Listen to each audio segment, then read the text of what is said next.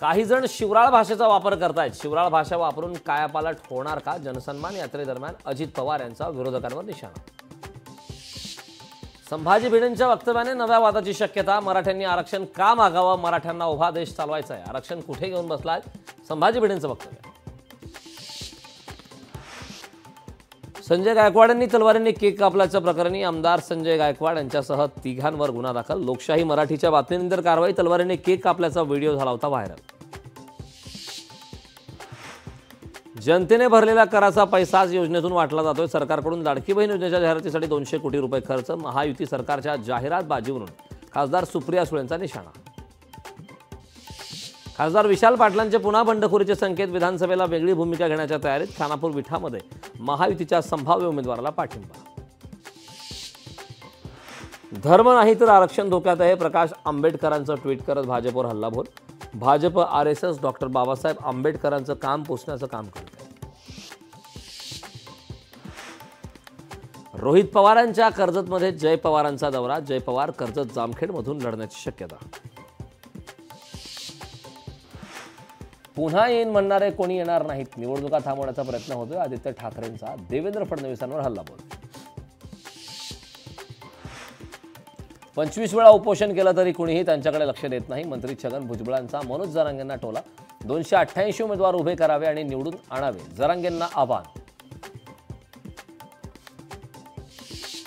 माळाची बनावट वेबसाईट बनवून नागरिकांची फसवणूक। मुंबईच्या पोलिसांच्या सायबर गुन्हे शाखेकडून दोघांना अटक। बनावट वेबसाईटवर अर्जदारांनी भरले होते पैसे। नाशिक मुंबई महामार्गावर वाहतूक कोंडी। नाशिकहून मुंबईकडे येत जाणारी वाहतूक ठप्प। रस्त्यावरील खड्डे, महामार्गाच्या दुरुस्तीच्या कामांमुळे वाहतूक कोंडी। कराडमध्ये विधानसभेच्या पार्श्वभूमीवर मराठा समाजाची बैठक संपन्न। बैठकीत उमेदवार निवडीबाबत चर्चा। मनोज जरांगेंच्या भूमिकेला पाठिंबा देण्यावर एकमत। कोलकाता अत्याचार प्रकरणी सुप्रीम कोर्टाने घेतली दखल। 20 ऑगस्टला होणार सुनावणी। अहमदनगरच्या कर्जतमध्ये हिंदू जनाक्रोश मोर्चा। आमदार नितेश राणेंच्या उपस्थितीमध्ये जनाक्रोश मोर्चा।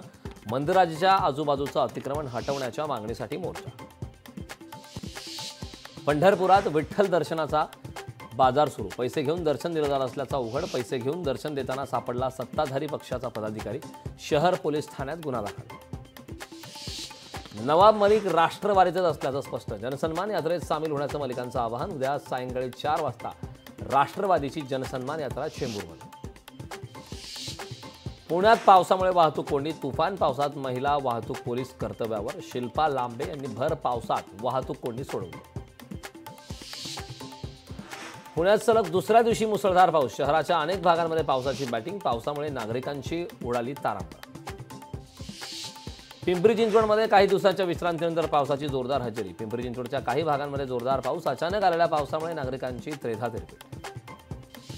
ठाण्यात एक मोठा स्कॅम उघडकीस येणार। राखीव वन जमीन ट्रस्टीने 31 कोटींना 100 एकरहून अधिक जमीन विकल्याचा आव्हाडांचा दावा।